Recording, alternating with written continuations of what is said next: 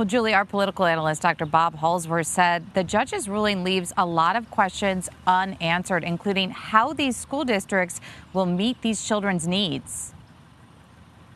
Lindsay Doherty's 10-year-old lives with an immune disorder. His body has a misdirected immune response when he comes into contact with strep bacteria. The Chesterfield mom is not exactly sure how COVID would affect him, but she doesn't want to find out. Given that he also has asthma and that COVID, we know, attacks the lungs, that is a major concern for us. So she joined a lawsuit against the Commonwealth of Virginia with 11 other parents across the state who also have kids with health issues like lung disease, leukemia, and cystic fibrosis.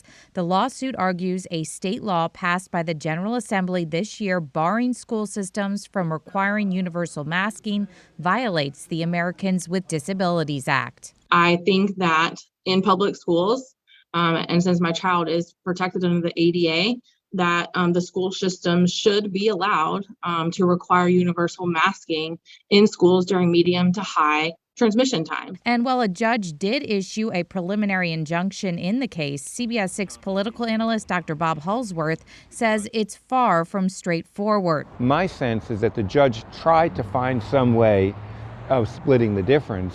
At the end of the day, I think all he's done is to invite more controversy. Holsworth says the school systems involved, including Henrico, Chesterfield, and Cumberland in our area, will now have to decide what a reasonable accommodation for these students would be. What's going to be reasonable and what's going to be unreasonable in terms of an accommodation. The judge said some masking should be reasonable, but he didn't say how much and where. We asked Henrico, Chesterfield, and Cumberland about the ruling. We heard back from Henrico, who said they are reviewing it and have no comment at this time. Holsworth wonders what this could mean for other kids who have similar health conditions who are not a part of the lawsuit, like those in Richmond. What is Jason Cameras, the superintendent, and what are the parents of these children going to do now? Holsworth predicts the decisions they make will become heated, especially if there are more COVID waves. But Doherty hopes Chesterfield, at least, will do what she feels is best for her child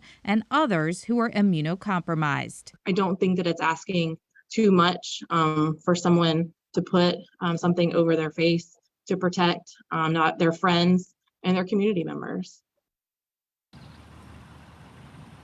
Now, a spokesperson for the Attorney General's office said this does not change the law in Virginia, writing, quote, "It merely allows the 10 school districts at issue in this case to consider masking in the limited circumstances where there is no other way to comply with federal law."